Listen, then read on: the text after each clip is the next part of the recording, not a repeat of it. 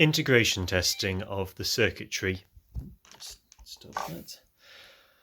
It is currently in automatic mode, which means that the elevator and ailerons will respond to the motion of the accelerometer. So I've got the electronics here removed from the body of the plane. As I tilt forwards, we need to put that into automatic mode. There we go. As I tilt this forwards and backwards, we can see that tail plane is moving in time.